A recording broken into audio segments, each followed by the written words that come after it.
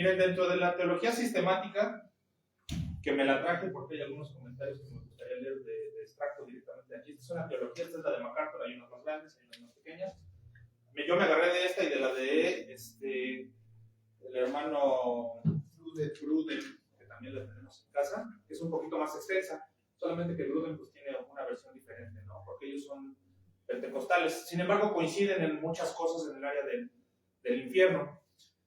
Miren, dentro de esa teología hay una división, ¿se acuerdan que les hemos platicado que es la escatología? La escatología es el hecho de los hechos futuros, para la redundancia. Y dentro de la escatología hay una parte que se llama escatología personal, porque hay escatología universal y hay escatología personal. En la personal es en donde entra esta división de la rama de estudio que es el infierno. ¿Por qué el infierno está en la escatología, en los hechos futuros? Porque de hecho es algo que todavía no ocurre. Aún a las personas que ya murieron todavía no les ocurre el infierno. Porque el infierno, lo vamos a ver ya más hasta adelante, muy adelante, lo que sí les adelanto, el infierno es un hecho futuro que es personal, intransferible, igual que la salvación. Así como tu salvación no la puedes transferir y tú aceptas, por decirlo de alguna manera, a Cristo, que no lo aceptas, Él hace todo, ya lo hemos analizado, pero bueno, tú aceptas a Cristo, tú intercambias con Él la justicia de Cristo para contigo, tú le pasas a Él tus pecados, Él muere en la cruz por tu culpa y tú te vas al cielo por mérito de Él.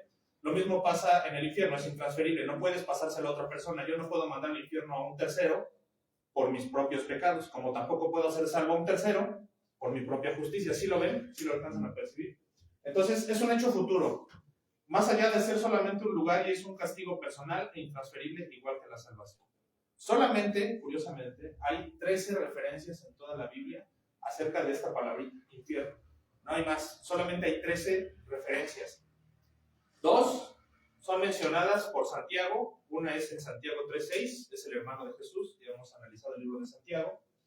Dice Santiago 3:6, para quien está anotando, y la lengua es un fuego, un mundo de maldad. La lengua está puesta entre nuestros miembros y contamina todo el cuerpo e inflama la rueda de la creación, y ella misma es inflamada por el infierno. Esa es la primera referencia. La segunda de Pedro 2:4. Porque si Dios no perdonó a los ángeles que pecaron, sino que arrojándolos al infierno los entregó a prisiones de oscuridad para ser reservados al juicio. Las otras 10 referencias, les dije que había 13, las otras 10 referencias, 11, las dio Jesús cuando estuvo aquí evangelizando. Jesús fue el primero en utilizar el término propiamente de infierno. Hasta el Antiguo Testamento, vamos a analizar ahorita la etimología, no se conocía el tema del infierno. Fue Cristo quien ya viniendo aquí en los tiempos de su predicación, de su ministerio, cuando empezó a utilizar el término, pero originalmente la Biblia no originó el término infierno. Eso es algo que se me hizo interesante. Un ejemplo, Mateo, la primera vez que Jesús habló del infierno está en Mateo 5:22b. Y cualquiera que le diga fatuo quedará expuesto al infierno de fuego. Ahí fue la primera vez que Cristo mencionó el término infierno. Y ahora, no es en sí que Cristo haya dicho infierno. La Biblia, después, más tarde, la fuimos traduciendo y terminó por ser el término infierno.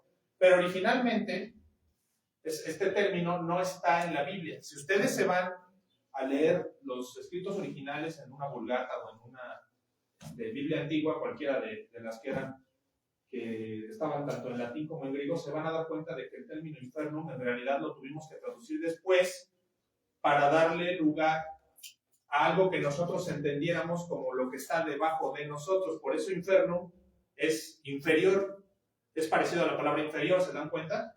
¿Qué significa debajo de nosotros? Infierno, pero en realidad infierno no está en la Biblia. Es una transliteración. ¿De qué? Bueno, infernum viene del latín, que es una variación de la conjugación inferioris, que significa lugar inferior, término que se utilizó para sustituir los textos originales de la palabra griega Gehenna o Gehenna, que es lo que tienen ahí. Las citas que lo mencionan en el Nuevo Testamento utilizan Gehenna, ¿de acuerdo? Y más atrás en el Antiguo Testamento es Gehinom o en arameo antiguo Tophet, ¿sale? Pero en sí mismo, ahorita van a ver, es una referencia a lo que va a ser el castigo eterno, no es en sí la palabra infierno.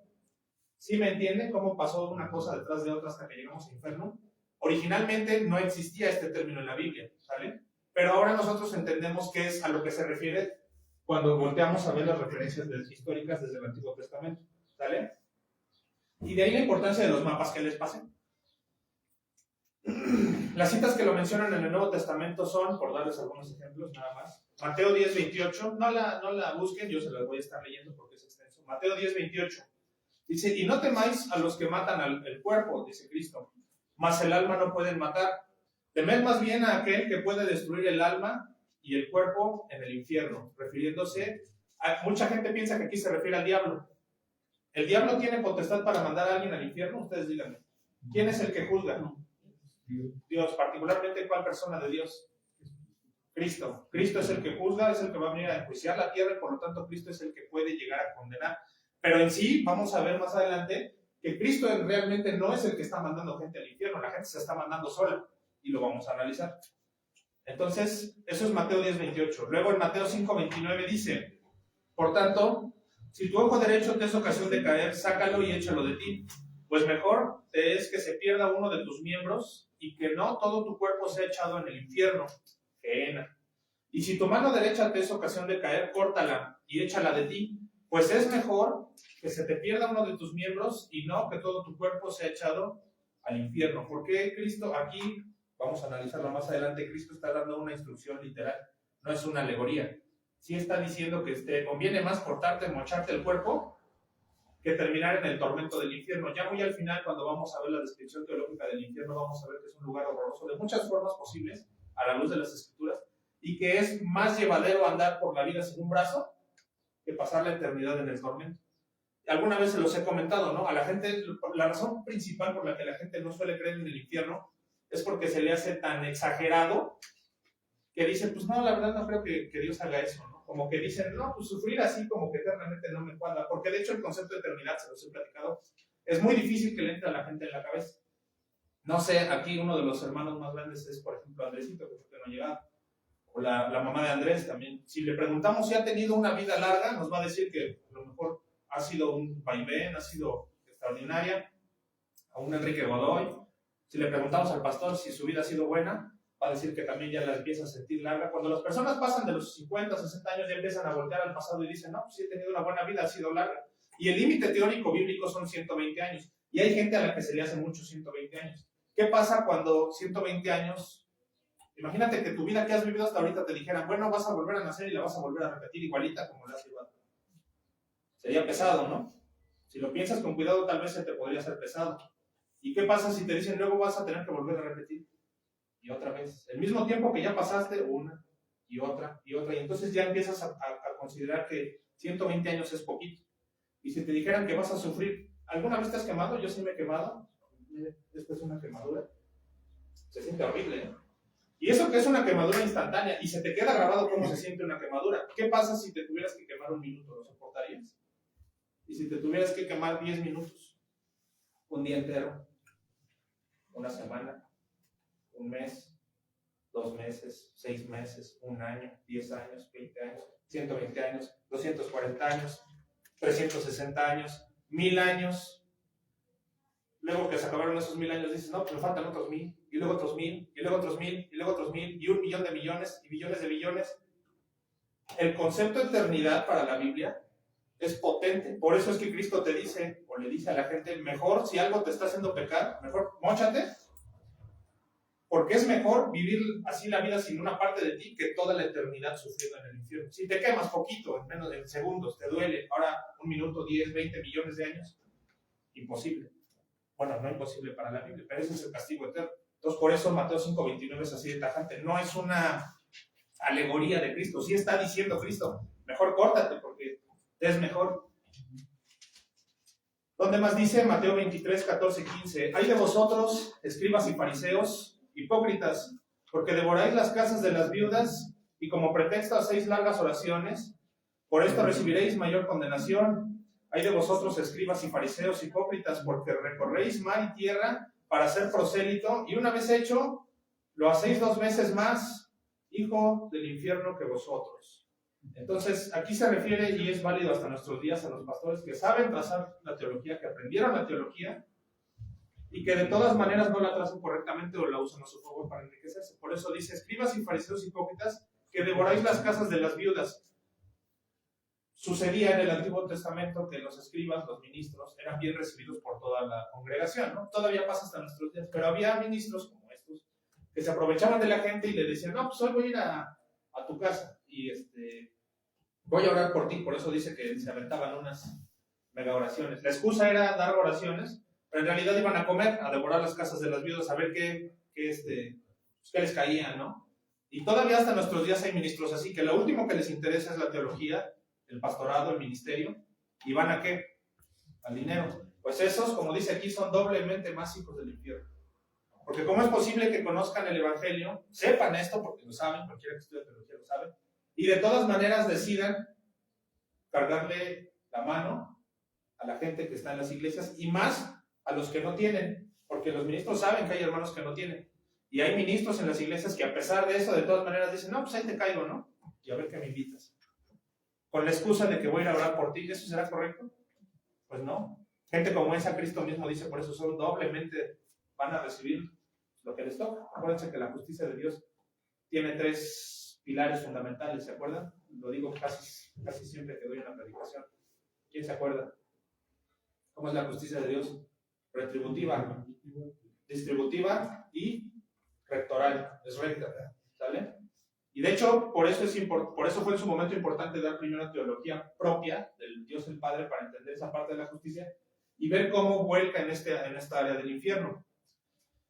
Entonces, el Nuevo Testamento rescata el término que viene arrastrándose desde el Viejo, que originalmente es llamado Ge-Hinnom, cuya traducción fiel es Valle de Hinnom. Y aquí es a donde me voy a los mapas. Si tienen los mapas ahí en su WhatsApp, los pueden ver ahí, y si no, pues a ver si alcanzan a ver de este lado. Valle de Hinnom. Fíjense bien. Jerusalén, que es la capital de Israel, siempre ha tenido más o menos la misma geografía. Ahorita pues ya es una ciudad muchísimo más grande. Pero desde antaño, ustedes pueden ver aquí en sus Biblias, algunas Biblias vienen comentadas, otras no, si no ahí está el mapa. Este es el Valle de Hinnom, la parte de aquí abajo. Este es Jerusalén en tiempos del Antiguo Testamento, es decir, lo más antiguo que hay. Y aquí ya en tiempos de Jesús, de todas maneras, está a las afueras, ¿se dan cuenta? El Valle de Hinnom. Es toda esta parte de aquí. Y si ustedes ponen atención a la geografía, se fijan que tiene aquí relieves. Estos relieves indican hondonadas, ¿se acuerdan de sus clases de geografía? Cuando hay relieves aquí, significa que aquí es una hondonada, ¿sale? Son las que llaman las curvas de nivel, los ingenieros. Las curvas de nivel nos dicen en dónde hay montaña o en dónde hay hondonada, basados en esta carta topográfica. Bueno, pues si se fijan, el Valle de Hinnom al principio quedó un poquito a las afueras. ¿Sí lo ven? Según los mapas, 1 centímetro aquí son algo así como 300 metros. En el Antiguo Testamento estaba más o menos a medio kilómetro el Valle de Hinnom de lo que era la ciudad. Y aquí ya estaba pegadito. Ya estaba literal a las afueras, tal cual, de la barda perimetral del Palacio de Herodes de este lado, ¿no? Entonces, ¿sí lo alcanzan a percibir? ¿Por qué? Porque abarca no nada. Aquí nace y hace esta pequeña curvatura hasta el estanque de acá arriba. ¿Sale? ¿Sí lo alcanzan a ver? ¿Por qué es importante el mapa? Bueno, el Valle de Hinnom, que en original en la Biblia es Ge-Hinnom, que es valle, o hondonada, se menciona por primera vez en Isaías 30:33 para referirse al lugar de tormento eterno. Geográficamente este diminuto valle, porque en realidad no es muy grande, el Valle de México es gigantesco, este es un valle chiquito, es realmente casi un barranco, de hecho se consideraría en nuestros días más bien un barranco. No existía ese término antes, pero para nosotros sí, lo que es un barranco. Estaba al sur de Jerusalén y lo rodeaba un poco por el este. Ahí está el mapa, salud. Entonces, medía aproximadamente 2.700 metros de largo, así en esa curvatura que hace, casi 3 kilómetros. 300 metros de ancho, digo en los mapas se ve chiquito, pero ya ven que en los mapas 1 centímetro ahí dice que son casi 300 metros. Y tenía un promedio de unos 12 metros de profundidad. O sea, realmente era un barranco más que un valle. Históricamente comenzó a denominarse a este sitio como un lugar horrible de castigo, porque en los tiempos del rey Acaz, ahí es en donde se erigió la blasfemia de Moloch, y ahí sí les invito a que vayan. Segunda de Reyes 15:3, ahí empieza el viaje de cómo llegamos al término del infierno. Segunda de Reyes 15:3. Dice así: cuando comenzó a reinar Acaz, era de 20 años, y reinó en Jerusalén 16 años. Un paréntesis. Jerusalén, como está en el mapa ahí del Antiguo Testamento, cuando la ciudad tal vez tenía un poquito alejado del Valle de Hinnom. De 20 años y reinó en Jerusalén 16 años, y no hizo lo recto ante los ojos de Jehová su Dios, como David su padre. Entonces anduvo en el camino de los reyes de Israel, y aún hizo pasar por fuego a su hijo, según las prácticas abominables de las naciones que Jehová echó de delante de los hijos de Israel. Esa fue la primera vez que se sacrificaron niños humanos a Moloch. ¿No es Segunda de Reyes 15:3? No. Bueno, ahorita se le chico cuál es. Espera. Esto es rápido. Aquí la tengo.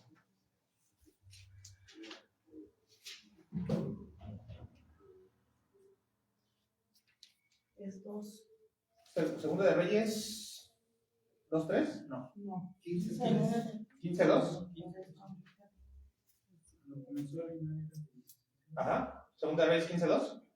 Entonces me fui hasta el 3, es la 2. Perdón, error de dedo. Cuando comenzó a reinar Acaz era de 20 años y reinó en Jerusalén 16 años, y no hizo lo recto ante los ojos de Jehová su Dios, ¿sí? No. A ver, entonces, si hago el paréntesis vale la pena para corregirlo. Acaz. Cuando comenzó a reinar era de 19. Dijiste de Azarías, no de acá. Ahorita les digo, no teman. Segunda de Reyes 16:2. Una disculpa. Aquí está. Rápido. Cuando comenzó a reinar Acaz era de 20 años y reinó en Jerusalén 16 años y no hizo lo recto ante los ojos de Jehová su Dios, como David su padre, del 2 en adelante, ¿no? Sí. Del 2 al 3. Y aún hizo pasar por fuego a su hijo, según las prácticas abominables de las naciones que Jehová ha hecho delante de los hijos de Israel. ¿Sale? Corrijo. Entonces, Segunda de Reyes 16, del 2 al 3. ¿Va? Entonces, ¿dónde creen que acá situó la estatua de Moloch? En el Valle de Hinnom. Y particularmente la puso en donde iniciaba la hondonada. Aquí. En esta área de aquí. Seguramente ustedes van a ver ahí como una especie de Y, en donde se juntan dos cerros en la hondonada, en el primer mapa.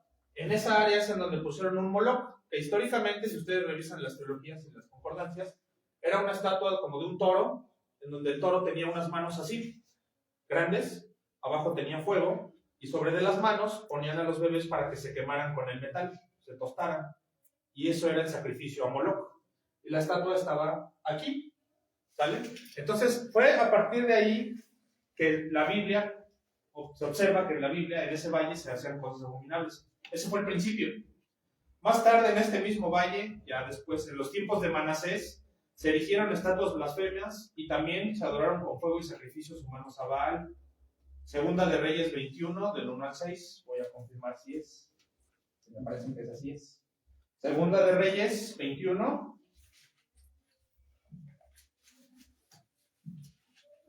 Del 1 al 6. Y sí es. Entonces de aquí en adelante parece que puede estar bien. Si no, de todas maneras, no pasa nada. Ese estudio puede retroalimentar. De 12 años era Manasés cuando comenzó a reinar, y reinó en Jerusalén 55 años. ¿Sí duró? El nombre de su madre fue Epsiba, e hizo lo malo ante los ojos de Jehová, según las abominaciones de las naciones que Jehová había echado de delante de los hijos de Israel, porque volvió a edificar los lugares altos que Ezequías su padre había derribado, o sea, ya lo había quitado y lo volvió a poner. Y levantó altares a Baal, e hizo una imagen de acera, como había hecho Acab, rey de Israel, y adoró a todo el ejército de los cielos de monolatría. Y rindió culto a aquellas cosas. Asimismo edificó altares en la casa de Jehová, de la cual Jehová había dicho: yo pondré mi nombre en Jerusalén. Y edificó altares para todo el ejército de los cielos en los dos atrios de la casa de Jehová, y pasó a su hijo por fuego. Y se dio a observar los tiempos, o sea, veía las estrellas, y fue agorero, o sea, adivinador, e instituyó encantadores y adivinos, multiplicando así el hacer lo malo ante los ojos de Jehová para provocarlo a ira.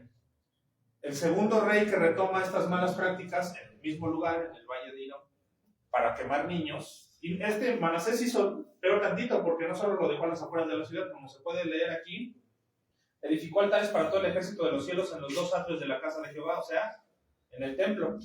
Le valió un cacahuate que fuera el templo. Ahí adentro del templo también metió estatuas de demonios para hacer adoración. Pero el lugar específico de los sacrificios estaba en Hinnom, el valle de Hinnom. Y, como pueden ver, también hay fuego. Es la segunda vez que hay fuego, en donde se queman bebés. ¿Sí? Luego, en épocas posteriores, debido a la naturaleza de lo que ahí se había hecho, se decidió que sería el basurero de la ciudad. ¿Qué hicieron los judíos? Bueno, aquí ya han pasado cosas, no es un buen lugar como para poner casas. Vete tú a saber si había alguna carga espiritual ya después. Pues vamos a poner el basurero. Ahora, antes el basurero no era como hoy de que íbamos, ya sabemos que las cosas se pueden descomponer si las echamos en una hondonada y las tapamos con tierra, ¿no? Que son los basureros modernos. Antes, ¿qué hacía la gente? ¿O qué hace todavía aún en nuestros días la gente en los pueblos que no pasa la basura? La queman. Entonces, ahí decidieron que como se iba a estar tirando los desechos, los animales muertos y demás, algunos cadáveres de gente que nadie reclamaba, de extranjeros, los echaban ahí y había fuego continuamente. Una buena parte del día había fuego porque ahí la gente iba a tirar sus desechos, en ese mismo valle. Entonces, rara vez o solo por la noche se apagaba ese fuego. Se decidió que igualmente ahí los criminales de todo Israel serían torturados y quemados. Y también era el lugar de apedreamiento y juicio conforme a la ley de Moisés. ¿Se acuerdan que decía, lo sacará hacia aquí a las afueras de la ciudad y el pueblo lo apedreará y demás? Pues ahí era en donde los apedreaban, porque ahí ya nada más echaban tantito para atrás el cadáver y pues ya estaba el fuego prendido, ya nada más era que se chamuscara, ¿no? Para que no quediera. Entonces, ¿dónde dice esto? ¿Cómo lo confirmo? Jeremías 7, del 30 al 33. Jeremías 7, del 30 al 33, dice: porque los hijos de Judá han hecho lo malo ante mis ojos, dice Jehová. Pusieron sus abominaciones en la casa sobre la cual fue invocado mi nombre, amancillándola, y han edificado los lugares altos de, ahí está, Tofet. Es Jeremías 7, 30, 33. Que está en el valle del hijo de Hinnom, ¿ya vieron? Y han edificado, repito, los lugares altos de Tofet, que está en el valle del hijo de Hinnom. ¿Ya vieron? Es el mismo lugar geográfico. Para quemar al fuego a sus hijos y a sus hijas, cosa que yo no les mandé, ni subió en mi corazón. Por tanto, he aquí vendrán días, ha dicho Jehová, en que no se diga más Tofet, ni valle del hijo de Hinnom, sino valle de la matanza, y serán enterrados en Tofet por no haber lugar. Y serán los cuerpos muertos de este pueblo para comida de las aves del cielo y de las bestias de la tierra, y no habrá quien las espante. Está describiendo en parte el juicio de Dios en esa área y también las abominaciones que estaba haciendo el pueblo, pero también estaba hablando una referencia futura al infierno, ¿se dan cuenta? En el último pedazo. Dice, y serán los cuerpos muertos de este pueblo para comida de las aves del cielo y de las bestias de la tierra, y no habrá quien las espante. El infierno va a tener algo así. Habla sobre tormentos diversos, entre ellos sin adelantarme, por supuesto, pero como ven, ya en tiempos de Jeremías ya era el lugar, el hervidero, esta parte de lo que les comento, el basurero, y donde se tiraban los cadáveres. Hinnom, valle de Hinnom, ahí está claramente. O Tofet, que es lo mismo, ahí lo tenemos. Sobre esto mismo, Jeremías, en el 21, 12, 13, dice, hablando de esto que les estoy diciendo, que confirmamos que era el basurero y el lugar de matanza, el valle de Hinnom. Jeremías 21, del 12 al 13. Casa de David, así dijo Jehová: haced de mañana juicio, o sea, desde que te levantes, haz el bien, y librad al oprimido de mano del opresor, para que mi ira no salga como fuego y se encienda, y no haya quien la apague por la maldad de vuestras obras.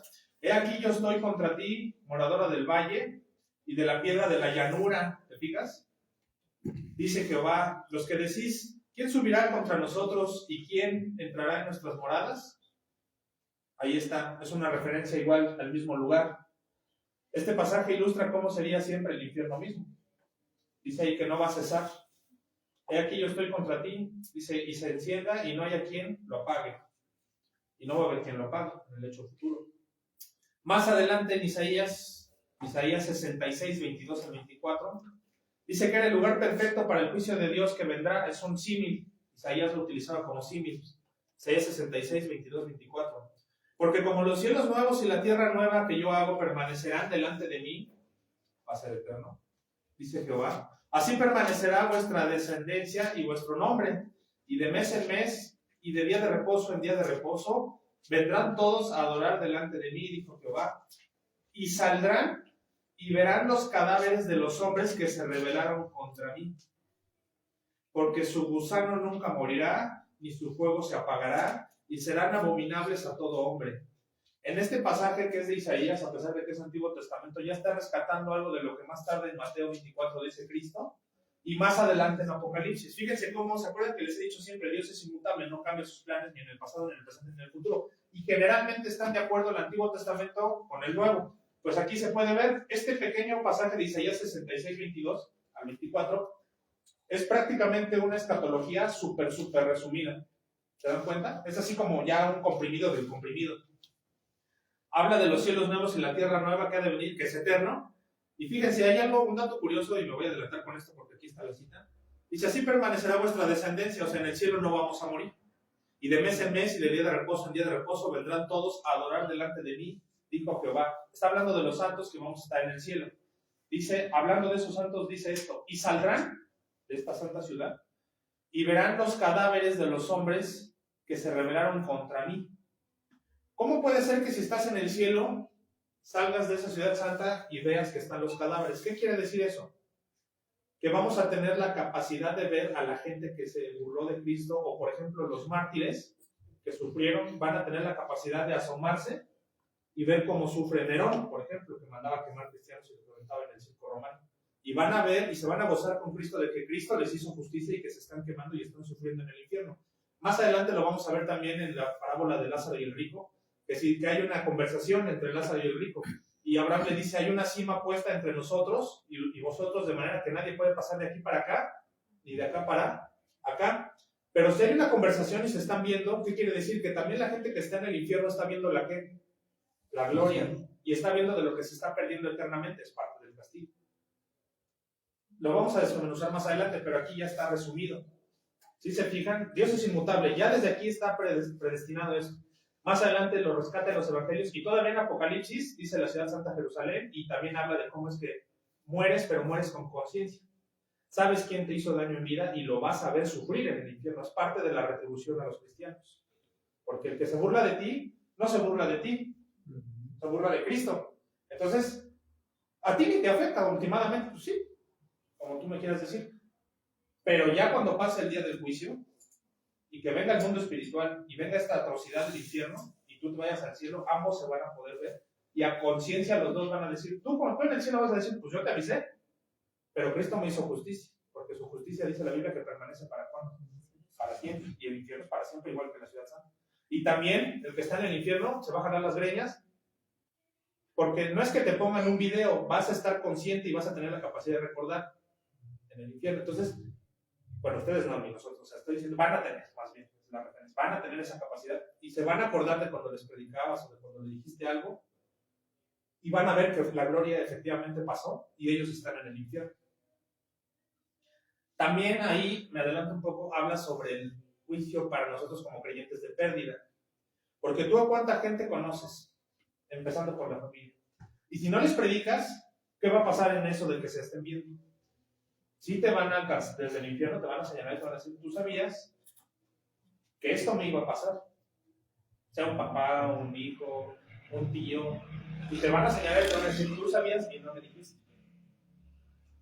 Y para ti va a ser pérdida. En el juicio de Cristo también Cristo te va a reclamar y te va a decir, no les di una orden que era que vayan y prediquen de dos en dos a toda criatura y bautícenlos en el nombre del Padre, etc. Es juicio de pérdida para nosotros. Es una buena razón para pensar que nosotros deberíamos de estar, no agarrando a bibliazos a la gente, pero sí diciéndole, oye, ¿sabes qué? Pues Cristo te ama. Ahorita es cuando, vamos a ver más adelante, la teología nos dice que el único momento en donde podemos echar de reversa la ira de Dios eterna es aquí. Y por eso la razón del Evangelio, lo vamos a ir desmenuzando. Pero si se fijan entonces aquí en Isaías 66, hay un comprimido muy grande sobre la escatología. Desde entonces Dios ya era claro con sus planes en el futuro posapocalíptico. Incluso voy a hacer ahorita un comentario, y es un paréntesis. Sabemos que los libros apócrifos no son teología, ¿verdad? Que lo sabemos, ya lo explicamos la vez pasada. Pero aquí, por ejemplo, hay una y qué bueno que está la grabación, hago para que después la gente no tergiverse lo que digo. Y lo que digo es esto. Cuando se encontraron los rollos del Mar Muerto en Qumran, se encontró la primera parte, no todo, solo una primera parte, o lo que aparenta ser la primera parte del libro de Enoch. Entonces, no se sabe si era totalmente ese el verdadero libro de Enoch real, o si era solo la primera parte, una pequeña parte, una parte de la carta, vamos. Y no se ponen de acuerdo los teólogos si sí debería valer la pena o no estar en la Biblia. Yo también soy partícipe de los que dicen que no debe de estar en la Biblia. Pero si se toma en cuenta como algo histórico, igual que los apócrifos que están en los libros católicos, solo lo histórico, que es descriptivo, no prescriptivo. ¿Qué quiere decir esto? Que describe cómo sucedieron las cosas, cómo pueden suceder, y no describe la teología. ¿Sí me explico? No es un dato inspirado. Sí lo podemos considerar como un libro de historia, ¿no? O sea, como agarrarte un libro de historia. ¿Han leído a Flavio Josefo? Los que van a enseñar seguramente sí. Que es un historiador de los tiempos de los emperadores, que sí habla de Cristo, porque era un historiador, y no es que sea teología, pero lo puedes tomar en cuenta, lo rescatas para autentificar el mensaje de Cristo. Y dicho lo anterior, me tomé la libertad de agarrar un pasaje del libro de Enoch, que es el 27:7, que dice lo siguiente, que es histórico. Entonces el santo que estaba conmigo, refiriéndose a Dios, me respondió y dijo: este barranco maldito es para aquellos que están malditos por siempre. Ahí estarán reunidos todos los malditos que con su boca pronunciaron palabras contra el Señor y ofenden su gloria. Ahí serán reunidos y estarán en lugar de su eterno juicio. Otra vez, es histórico, es descriptivo, no prescriptivo. No está asegurado que sea un libro del canon, y ya vimos cómo es que un libro puede estar dentro del canon bíblico, porque de hecho Cristo no lo mencionó en vida. Una de las razones principales para poner un libro en la Biblia es que rescate escrito está, Cristo en vida, y se refiere a alguna parte de algún libro. Con que se refiere a una sola parte del libro es porque todo el libro está inspirado. Cristo en vida no se refirió a ningún pasaje de Enoch, pero tampoco está echando mentiras, ¿no? El infierno es el lugar de los malditos. Claro que esta es una descripción sin teología inspirada, pero se me hizo que valía la pena bastante. Ahora sí, llegamos a esto. Hechos teológicos sobre el infierno. Hay algunos hechos teológicos antes de llegar a la descripción y a las divisiones del infierno, porque así como Dante dice que había divisiones, la Biblia dice que hay divisiones. Mucha gente piensa que el infierno es un solo lugar y que cuando te mueres, si no crees en Cristo, te vas al infierno. No es instantáneo, ya dijimos, es un hecho futuro. Hay una antesala al infierno. ¿Y qué pasa? Lo vamos a explicar más adelante. Las almas van y vienen del cuerpo. Y eso es teología, que a mí es interesante desmenuzarlo así. Pero primero, los hechos teológicos del infierno. Primer punto, seguramente ya ustedes ya lo notaron. Originalmente no era para seres humanos. El infierno no estaba pensado para seres humanos. El infierno era solo el destino para el diablo y sus ángeles, de los cuales algunos fueron los peores y tomaron para sí mujeres. En la semana, precisamente, Néstor me marcaba por una duda que tenían tanto Lupita como Néstor sobre Génesis 6, y de hecho ahorita voy a ampliar un poquito esa duda. Más bien, ya le había dado yo el fundamento, ¿no? Pero ahorita lo voy a ampliar un poquito. Entonces, el infierno no era para seres humanos. ¿Dónde dice? Mateo 25:41. Y me fui primero a esta del Nuevo Testamento porque es una que dijo Cristo en vida. Mateo 25:41. Entonces dirá también a los de la izquierda: apartaos de mí, malditos, al fuego eterno preparado para el diablo y sus ángeles. Estaba originalmente, como dice Cristo, preparado para el diablo y sus ángeles. Y sin embargo, aquí está condenando a gente. En este versículo, el contexto es que les está explicando cómo van a ser los hechos futuros. Mateo 24 y 25 habla también un poquito de escatología. Entonces, ahí en Mateo 25:41, que es la primera que tenemos, dice: entonces dirá también a los de la izquierda: apartados de mí, malditos, al fuego eterno preparado para el diablo y sus ángeles. Ezequiel 28, del 13 al 19, que dice así, habla sobre la caída del diablo. Esta parte de Ezequiel habla sobre cómo cayó el diablo, razón por la cual se va al infierno. En Edén, en el huerto de Dios estuviste. De toda piedra preciosa era tu vestidura, de cornerina, topacio, jaspe, crisólito, berilo y ónice, de zafiro, carbunclo, esmeralda y oro. Los primores de tus tamboriles y flautas estuvieron preparados para ti en el día de tu creación. Tú, querubín grande, protector, yo te puse en el santo monte de Dios, allí estuviste. En medio de las piedras de fuego te paseabas. Perfecto eras en todos tus caminos desde el día que fuiste creado, hasta el día que se halló en ti maldad. A causa de la multitud de tus contrataciones, fuiste lleno de iniquidad y pecaste. Por lo que yo te eché del monte de Dios y te arrojé de entre las piedras del fuego, oh querubín protector. Se enalteció tu corazón a causa de tu hermosura, corrompiste tu sabiduría a causa de tu esplendor. Yo te arrojaré por tierra, delante de los reyes te pondré para que miren en ti, con la multitud de tus maldades y con la iniquidad de tus contrataciones, profanaste tu santuario. Yo pues saqué fuego de en medio de ti, el cual te consumió y te puse en cenizas sobre la tierra a los ojos de todos los que te miran. Todos los que te conocieron de entre los pueblos se maravillarán sobre ti. Espanto serás y para siempre dejarás de ser. Y creo que esta es la peor parte del juicio de que le está diciendo Dios. Y para siempre dejarás de ser. Dejar de ser. ¿Qué es dejar de ser? Que tu memoria sea ya no más, no existes. Un castigo más, ¿no? Que no se te considere. Significa como si nunca hubieras existido, como si nunca hubieras estado vivo. Y ahí le dice Dios que era hermoso, pero a la hora de pecar el diablo, Dios le mandó a encenderse un fuego desde dentro que lo quemó y bajó como rayo. Cristo en los evangelios dice que lo vio caer como rayo, ¿se acuerdan? Hacia la tierra. Porque en cuanto se halló maldad, inmediatamente no convivió la santidad de Dios con la maldad del diablo y sin preguntar ni nada, de manera absoluta, tajante, rectoral, retributiva y distributiva, la justicia de Dios le cayó al diablo y para afuera.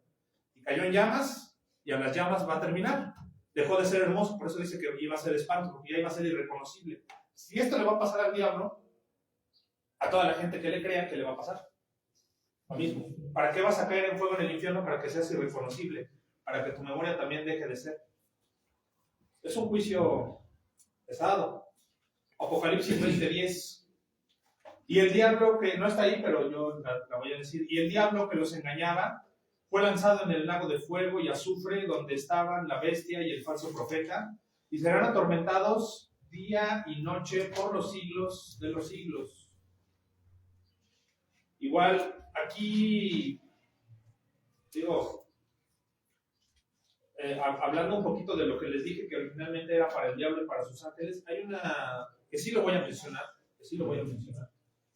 Hay ángeles caídos que fueron de alguna manera peores que el diablo, tantito peores, porque decidieron tener relaciones sexuales con las mujeres humanas. ¿En dónde está eso? Está en Génesis 6. Ahí sí les voy a pedir que se vayan a leerlo. Vamos todos a Génesis 6. Y vamos a ver, porque sorprendería, ¿no? ¿Por qué fue tan extravagante el Señor con estos castigos? Bueno, Génesis 6. Dice el 1. Vamos a leerlo todos. Síganlo con su vista, yo lo leo. Aconteció que cuando comenzaron los hombres a multiplicarse sobre la faz de la tierra y les nacieron hijas, que viendo los hijos de Dios que las hijas de los hombres eran hermosas, tomaron para sí mujeres, escogiendo entre todas. Y dijo Jehová, no contenderá mi espíritu con el hombre para siempre, porque ciertamente él es carne, mas serán sus días 120 años. Había pues gigantes en la tierra en aquellos días, y también después de que se llegaron los hijos de Dios a las hijas de los hombres, y les engendraron hijos. Estos fueron los valientes que desde la antigüedad fueron varones de renombre. Y vio Jehová que la maldad de los hombres era mucha en la tierra, y que todo designio de los pensamientos del corazón de ellos era de continuo solamente el mal.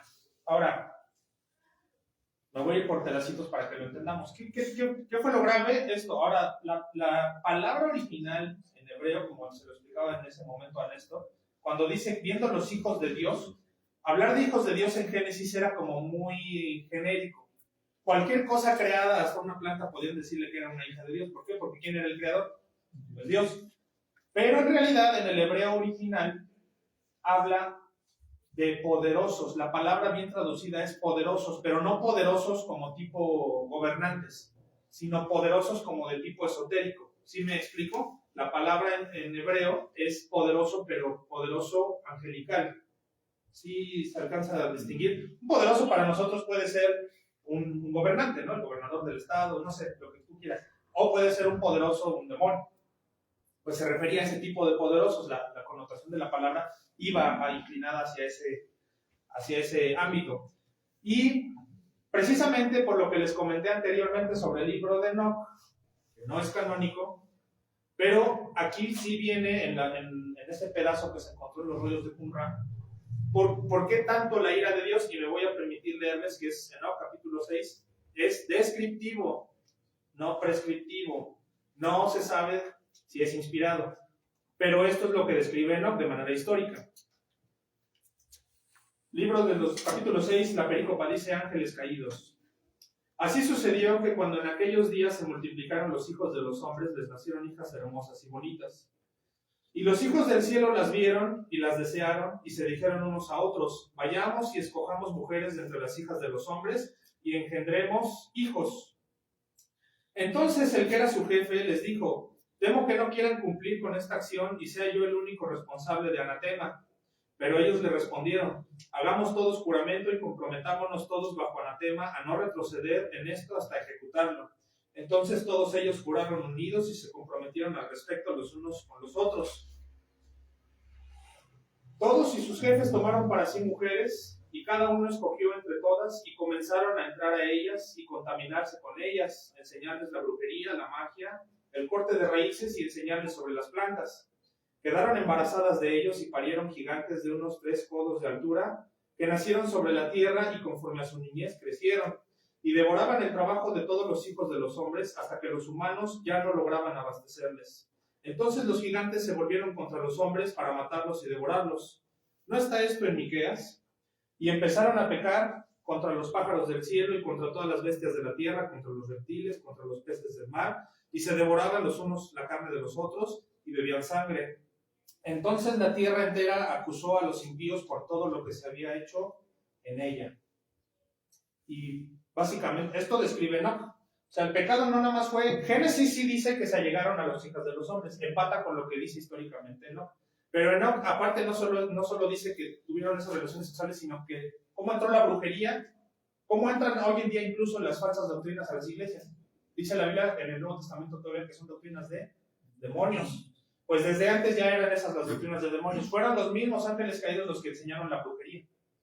Por eso es que Dios dijo, bueno, ¿a ustedes qué les pasa, no? Por eso el diluvio, para acabar con los gigantes, con los dinosaurios, con diferentes tipos de creación. Porque era tanta la maldad que ya Dios estaba harto. Y dice ahí más adelante en Génesis, en el 6.6, dice, y se arrepintió Jehová de haber hecho hombre en la tierra y le dolió en su corazón. ¿Por qué? Por las razones concebidas. No solo le dolió seguramente la creación del hombre, le dolió que el diablo se llevó una tercera parte de los ángeles del cielo, como está escrito.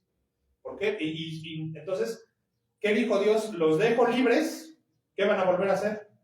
Pues lo mismo después del diluvio. Entonces, ¿qué dijo Dios? No, los agarro, los encadeno y los mando al tártaro. Después vamos a ver lo que es el tártaro, pero es una prisión eterna para ellos específica, que es parte del infierno, pero que pagan más por retribución de sus pecados, que fueron más graves todavía que los de Lot. Sí ven por qué, ¿no? O sea, es una cosa terrible. Fin del comentario al respecto. Entonces, por cierto, dice ahí que se devoraban el trabajo de los hombres. Un dato curioso, Miqueas 3.3, porque dice, no está esto en el libro de Miqueas, se refiere a Miqueas 3.3. Quien guste leerlo conmigo, adelante, si no yo se los leo. No lo puse aquí, pero sé que es Miqueas 3.3. Desde el 1, dice, dije, oíd ahora príncipes de Jacob y jefes de la casa de Israel, ¿no concierne a vosotros saber lo que es justo? Vosotros que aborrecéis lo bueno y amáis lo malo, que les quitáis su piel y su carne de sobre los huesos, que coméis asimismo la carne de mi pueblo y les desolláis su piel de sobre ellos, les quebrantáis los huesos y los rompéis como para el caldero y como carnes de olla. Ahí es la referencia a la que hace de lo que hacían estos gigantes. O sea, ya era imposible mantenerlos, que empezaban a ser caníbales. Ahora, el infierno es eterno, que originalmente era para estas entidades, pasa a ser del hombre también cuando peca y no cree en Cristo, y es igual de eterno que la ira de Dios. Recuerden que la ira de Dios es ese atributo como los demás, eterno y perfecto. Números 11:1. Aconteció que el pueblo se quejó a oídos de Jehová, y lo oyó Jehová, y ardió su ira, y se encendió en ellos fuego de Jehová, y consumió uno de los extremos del campamento. Esto ya pasaba desde el Antiguo Testamento. Ahí está, Números. Y hasta la última revelación en Apocalipsis 14:9, lo mismo. Y el tercer ángel lo siguió diciendo a gran voz: si alguno adora a la bestia y a su imagen, y recibe la marca en su frente o en su mano, él también beberá del vino de la ira de Dios, que ha sido vaciado puro en el cáliz de su ira, y será atormentado con fuego y azufre delante de los santos ángeles y del Cordero, y el humo de su tormento sube por los siglos de los siglos, y no tienen reposo de día ni de noche los que adoran a la bestia y a su imagen, ni nadie que reciba la marca de su nombre. ¿Ven? Ahí está. Es eterno. Siguiente punto. Solo en vida se puede revertir la ira santa y eterna de Dios. Números 11:1-3. Primero agarro uno del Antiguo Testamento para que se vea que desde siempre ha sido igual. Entonces el pueblo clamó a Moisés. Una vez, estoy rescatando ese de Números 11:1, que les dije que una parte del campamento se quemó en fuego, ya desde entonces. Entonces, ¿qué pasó? Dice, entonces el pueblo clamó a Moisés, y Moisés oró a Jehová, y el fuego se extinguió. Y llamó a aquel lugar Tabera, porque el fuego de Jehová se encendió en ellos. Si tú le pides perdón a Dios de tus maldades, de tus pecados, o de tus omisiones, incluso también el no hacer, el que sabe hacer el bien y no lo hace, peca, dice la Biblia. Entonces, solo en vida, desde siempre, ahorita es el momento en el que si algo anda mal, no, de veras, ahorita no pasa nada. Solamente acéptalo. Yo siempre les he dicho cuando predico, y de hecho esa es la idea de la predicación o del estudio, de cualquier cosa que se hable de la Biblia, que en vida nuestro trabajo es decirle a la gente, tú tienes la posibilidad de reconciliarte con Dios y no pasa nada. Realmente no pierdes nada. Al contrario, lo ganas todo. Por un lado, puede ser que estés predestinado, y por el otro, sí es tu responsabilidad personal aceptar a Cristo. Cuando las dos se conjuntan, porque la Biblia dice que todo aquel que en él cree no se pierde y tiene vida eterna, ya está. Vas a pecar, todos los días vas a pecar, porque Dios lo sabe, pero te tienes que justificar. ¿Cómo te justificas? Aceptando a Cristo en tu corazón y pidiéndole perdón de tus pecados, y ya.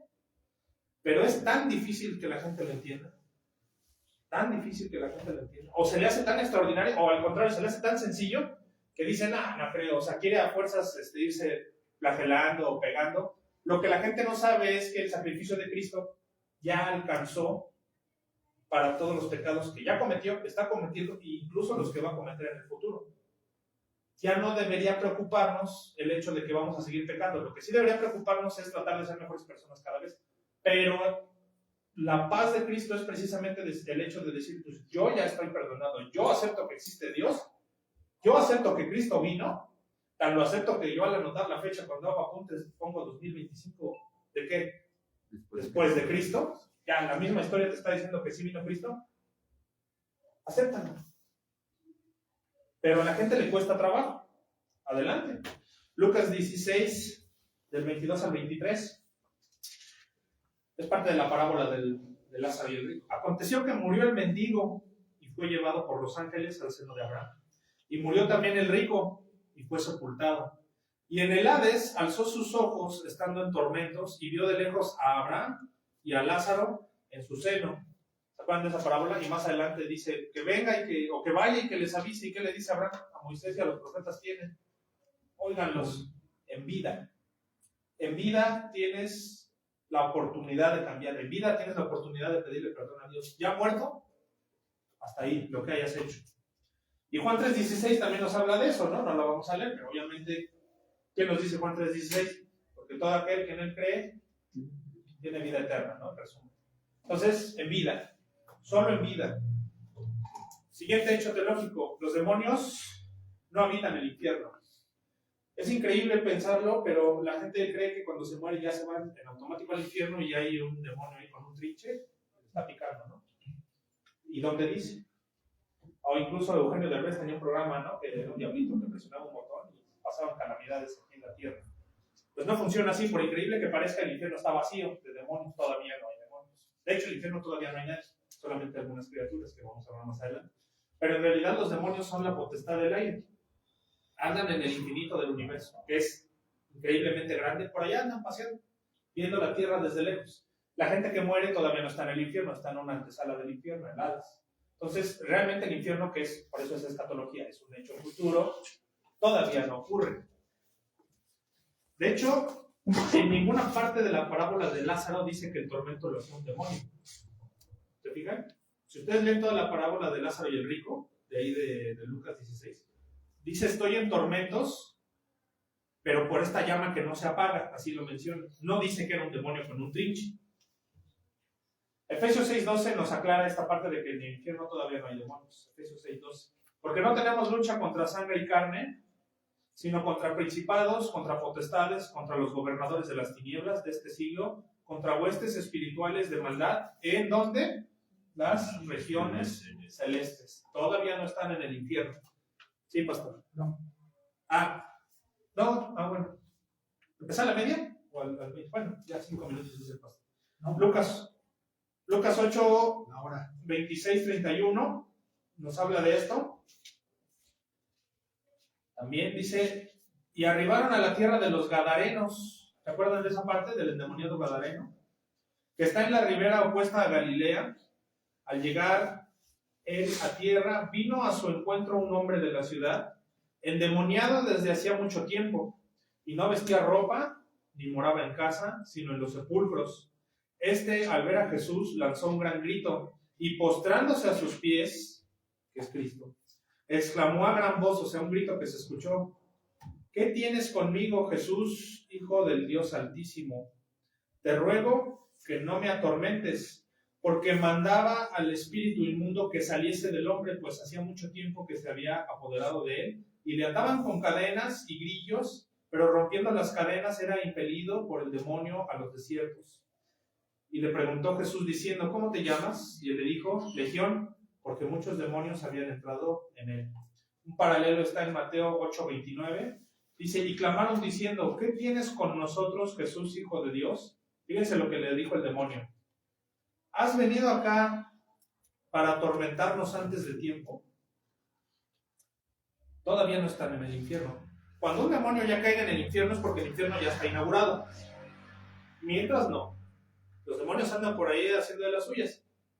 Aquí está el endemoniado Gadareno. Dice: antes de tiempo. Y el paralelo también está en Marcos 5, del 6 al 7. Se los leo. Dice: cuando vio pues a Jesús de lejos, corrió y se arrodilló ante él, y clamando a gran voz dijo: ¿qué tienes conmigo, Jesús, Hijo del Dios Altísimo? Te conjuro por Dios que no me atormentes. ¿A qué se referían con todo esto? A que no los mandara ya directamente al infierno. Porque Jesús tenía la autoridad de decirles en ese momento, meramente porque era Dios, simplemente, ¿no? Como el término es soberanía. Que Dios es soberano, y si hubiera querido inaugurar el infierno con esos 3 demonios, los manda, Y los demonios nada tontos van y se hincan ante él y le dicen: pues todavía no es tiempo, pero ¿nos quieres mandar? Pues vamos a ir, te vamos a obedecer. Pero le dice aquí, le rogaban que no los mandase. Porque ellos ya saben lo que viene en el infierno. Ellos ya saben que es el lago de fuego y azufre, y también van a estar capacitados para sufrir en ese lago de fuego y azufre. Entonces, el infierno todavía no tiene a nadie. El infierno específico escatológico todavía no tiene a nadie. ¿Y qué es lo que sí hay en el infierno? Criaturas que la Biblia habla, pero estos no son necesariamente ángeles caídos. Apocalipsis 9, del 1 al 6. Ahí es donde nos damos cuenta de esto. Creo que con esto voy a terminar.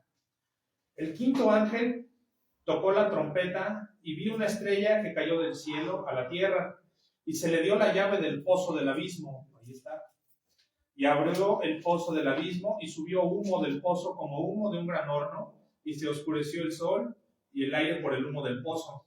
Y del humo salieron langostas sobre la tierra, y se les dio poder, como tienen poder los escorpiones de la tierra, y se les mandó que no dañasen a la hierba de la tierra, ni a cosa verde alguna, ni a ningún árbol, sino solamente a los hombres que no tuviesen el sello de Dios en sus frentes. Y les fue dado, no que los matasen, sino que los atormentasen 5 meses, y su tormento era como tormento de escorpión cuando hiere al hombre. Y en aquellos días los hombres buscarán la muerte, pero no la hallarán, y ansiarán morir, pero la muerte huirá de ellos. Entonces, el infierno sí tiene criaturas, sí, pero no son todavía los demonios caídos. Aquí los describe como langostas. ¿Qué vio en su visión Juan? No lo vamos a saber. En su época lo más parecido eran las langostas. Tal vez sean criaturas más o menos grandes de ese tamaño, o pueden ser más chiquitas, no lo dice. Pero dice que de ese foso, del humo, empezaron a salir las langostas. Hasta ahí llega nuestro conocimiento teológico. Apocalipsis sí es un libro inspirado, eso sí se puede tomar como verdad, y esto sí va a pasar. No hay demonios, pero sí criaturas. Y son 11:19. ¿Dudas? ¿Hasta aquí? ¿Preguntas? ¿Opiniones? Creo que sí, nos vamos a echar unas 2 clases. Sí, porque aparte hay que describir, el infierno tiene niveles, claro. Curiosamente el infierno tiene niveles. Ya hablamos un poquito de por qué hay niveles, ¿no? Uno de los niveles del infierno, el más bajo, que es el Tártaro, es donde están estos demonios aprisionados. Entonces, y lo vamos a ver con las concordancias del Nuevo Testamento. Hay cosas que también se me hicieron interesantes, ya les estaremos platicando. Y pues en su momento quiero leer algunas cositas que vienen aquí, muy cortitas, pero sí les recomiendo mucho la teología de Maccabi. ¿Dudas? Ya pueden terminar la grabación. Gracias por vernos.